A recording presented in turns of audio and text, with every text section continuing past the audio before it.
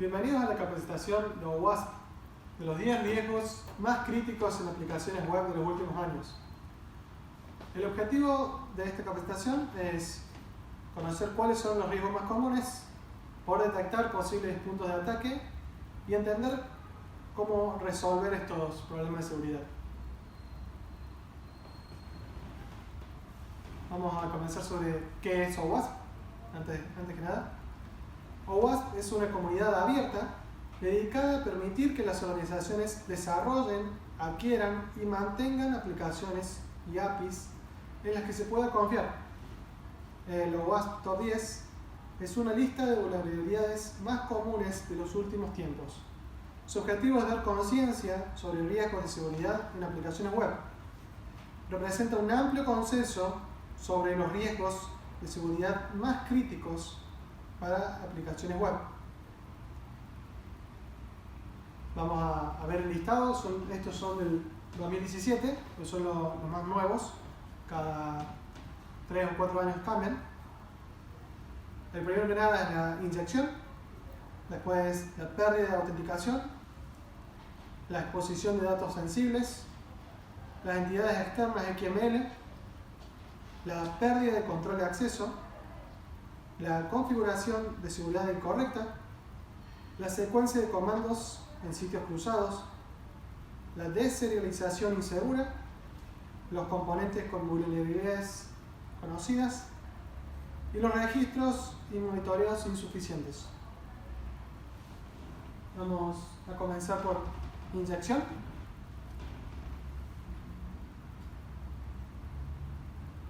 Las fallas de inyección ocurren cuando se envían datos no confiables a un intérprete, como parte de un comando o una consulta. Los datos dañinos del atacante pueden engañar al intérprete para que ejecute comandos involuntarios o acceda a datos sin la debida autorización. Las vulnerabilidades de inyección se encuentran a menudo en consultas SQL, NoSQL, LDAP, XPath, comandos del sistema operativo, analizadores XML, encabezados SMTP, lenguajes de expresión, de parámetros e incluso consultas ORM. Por suerte, los errores de inyección son fáciles de descubrir simplemente examinando el código. La opción más recomendable para evitar las inyecciones es usar una API segura que evite el uso de un intérprete por completo y proporcione una interfaz parametrizada. También se puede aplicar una política de whitelisting sobre los datos que van a ser insertados. Sin embargo, esto no es 100% efectivo, ya que muchas aplicaciones requieren el uso de caracteres especiales, como en campos de texto, en APIs o en aplicaciones móviles. Otra forma de mitigar problemas es escapando caracteres especiales y usando limit y demás controles para evitar la fuga masiva de registros en el caso de una inyección SQL. Seguimos con pérdida de autenticación. Las funciones de la aplicación relacionadas a la autenticación y gestión de sesiones son implementadas incorrectamente, permitiendo a los atacantes comprometer usuarios, contraseñas, tokens de sesiones o explotar otras faltas de implementación para asumir la identidad de otros usuarios, ya sea temporal o permanentemente. Los errores de pérdida de autenticación son comunes debido al diseño y la implementación de la mayoría de controles de acceso. La gestión de sesiones es la piedra angular de los controles de autenticación. Los atacantes pueden detectar la autenticación defectuosa usando medios manuales y explotarlos, usando herramientas automatizadas también, con listas de contraseñas y ataques de diccionario. Algunos métodos para evitar este tipo de ataques son implementando autenticación multifactor, implementando controles contra contraseñas débiles, alinear política de seguridad, complejidad y rotación de claves de acuerdo a recomendaciones de organismos reconocidos. También evitar guardar contraseñas en texto plano o con teclas de hash muy sencillas. Evitar limitar el número de intentos o incrementar el tiempo de respuesta entre intentos fallidos de autenticación, registrando cada intento fallido para detectar posibles ataques de fuerza bruta. También es importante que las cuentas de administrador no estén expuestas y no usen credenciales por defecto o con contraseñas débiles. Por último, es necesario usar un gestor de sesión en el servidor que sea seguro y genere nuevos ID de sesión de manera aleatoria y con alta entropía. Los Session ID no deben incluirse en las URL y debe ser invalidado luego de cerrar la sesión o de que pase un tiempo de inactividad determinado. Muchas aplicaciones web y APIs no protegen adecuadamente datos sensibles.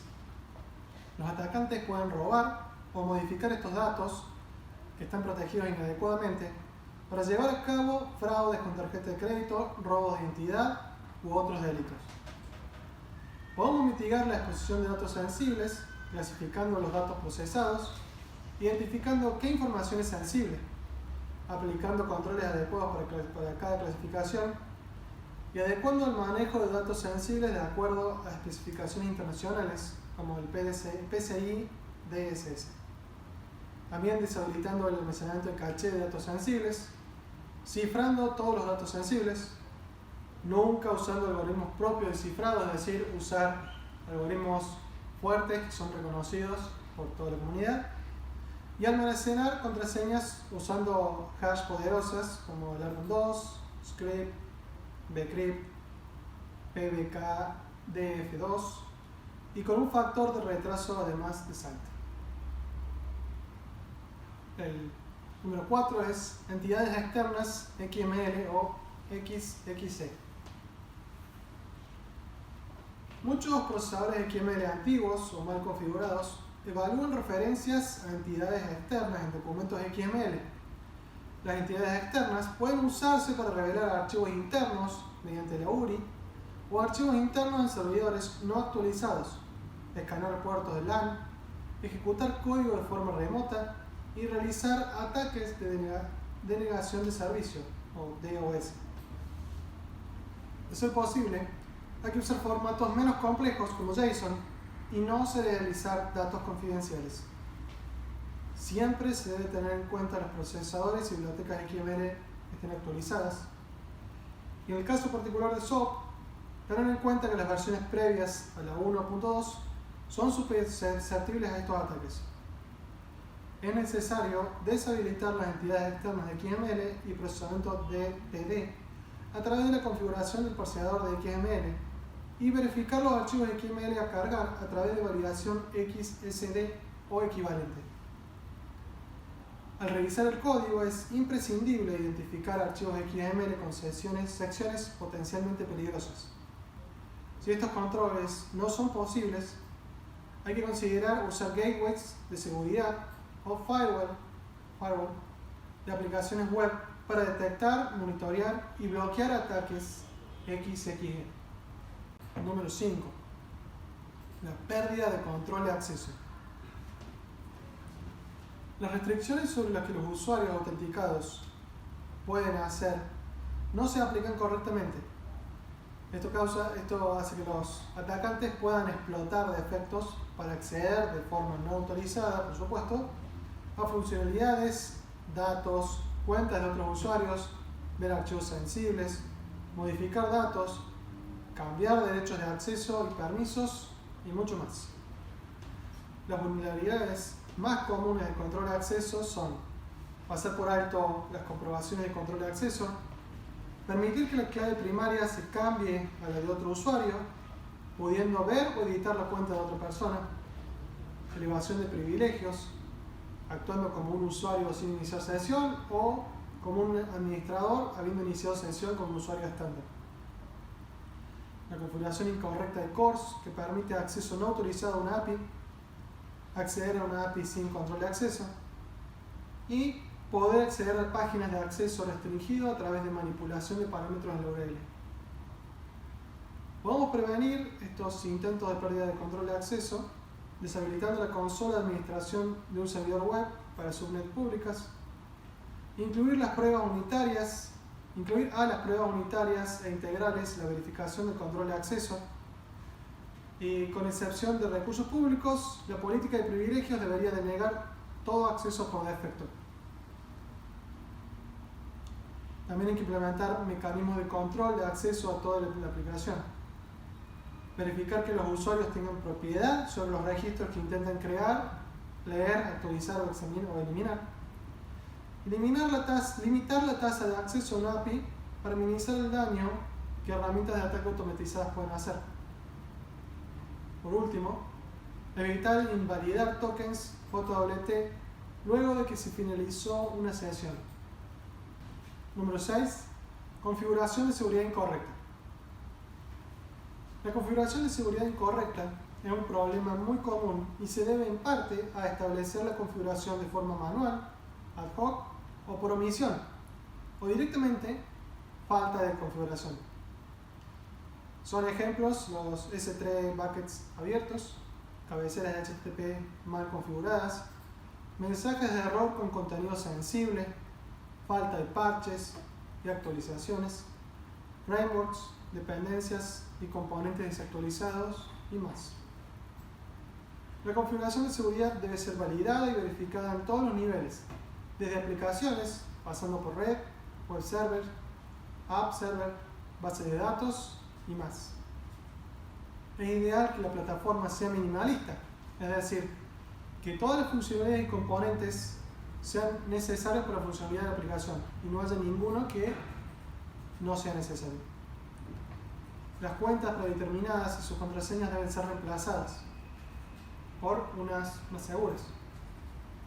Los entornos de desarrollo, de QA y de producción deben configurarse de manera idéntica, pero con diferentes credenciales para cada entorno. Vamos al número 7. Secuencia de comandos de sitios cruzados. Los XSS ocurren cuando una aplicación toma datos no confiables y los envía al navegador web sin una validación y codificación apropiada, o actualizada una página web existente con datos suministrados por el usuario utilizando una API que ejecuta JavaScript en el navegador. Permiten ejecutar comandos en el navegador de la víctima y el atacante puede secuestrar una sesión, modificar sitio web o incluso redireccionar al usuario hacia un sitio malicioso. Para prevenir XSS, se requiere mantener los datos no confiables separados del contenido activo del navegador, evitar referenciar recursos a librerías externas almacenadas en CDNs públicos sin validar, usar frameworks seguros y modernos que codifiquen el contenido para prevenir XSS, como lo son React o Angular 2 o más. También debemos codificar el contenido de salida HTML del cuerpo de atributos, JavaScript, CSS y URLs. Vamos al 8. Deserialización insegura. Estos defectos ocurren cuando una aplicación recibe objetos serializados dañinos, y estos objetos pueden ser manipulados o borrados por el atacante para realizar ataques de repetición, inyecciones o elevar a sus privilegios de ejecución. En el peor de los casos, la deserialización insegura puede conducir a la ejecución remota de código en el servidor. Hay dos tipos primarios de ataques: los ataques relacionados con la estructura de datos y objetos, donde el atacante modifica la lógica de la aplicación o logra una ejecución remota de código que puede cambiar el comportamiento de la aplicación durante o después de la deserialización. Y segundo, ataques típicos de manipulación de datos, como ataques relacionados con el control de acceso, en los que se utilizan estructuras de datos existentes, pero se modifica su contenido. El único patrón de arquitectura seguro para prevenir este problema es no aceptar objetos serializados de fuentes no confiables o usar medios de serialización que solo permitan tipos de datos primitivos. Si esto no es posible, es necesario implementar verificaciones de seguridad para evitar modificaciones no autorizadas. También hay que monitorear procesos de deserialización y alertar si un usuario deserializa constantemente. Componentes con vulnerabilidades conocidas. Los componentes externos a una aplicación, como son las bibliotecas, los frameworks y demás, se ejecutan con los mismos privilegios que la aplicación en sí. Si se explota un componente vulnerable, el ataque puede provocar una pérdida de datos o incluso tomar control del servidor. Las aplicaciones YAPI que utilizan componentes con vulnerabilidades conocidas pueden debilitar la defensa de la aplicación y permitir diversos ataques e impactos. Es necesario remover dependencias, funcionalidades, componentes, archivos y documentación que no sea necesaria o no usada. También es importante mantener un inventario de versiones de componentes tanto del lado del cliente como del servidor y definir un plan de monitoreo, evaluación y actualización de los componentes usados. Vamos al último punto: registro y monitoreo insuficientes. El registro de monitoreo insuficiente, junto a la falta de respuesta ante incidencias, permite a los atacantes mantener el ataque en el tiempo, pivotear a otros sistemas y manipular, extraer o destruir datos. Los estudios muestran que el tiempo de detección de una brecha de seguridad es mayor a 200 días, siendo típicamente detectado por terceros en lugar de por procesos internos. Hay que asegurarse de que todos los eventos auditables, como inicio de sesión, transacciones de alto impacto o errores en inicio de sesión, de control de acceso y de validación de entradas de datos, se puedan registrar para identificar cuentas sospechosas, y hay que mantenerlo, este registro, durante un tiempo suficiente para poder permitir un eventual análisis forense. No basta con registrar, también hay que establecer una monitorización y alertas efectivas de tal manera que las actividades sospechosas sean detectadas y respondidas dentro de periodos aceptables. Bueno, ¿qué sigue? Estos fueron los top 10. Lo siguiente es usar herramientas para poder identificar los problemas de seguridad. OWASP provee el OWASP SAP, que busca estos 10 problemas y unos cuantos más también, e informa incluso sobre cómo resolver los problemas. Y también considerar usar herramientas automatizadas para incluirlo en los despliegues. Así podemos detectar problemas antes de que lleguen a producción. Finalmente, es importante estar atentos a cualquier eventual actualización del OWASP Top 10.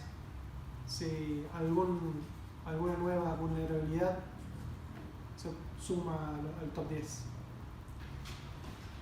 Bueno, eso fue todo. Muchas gracias.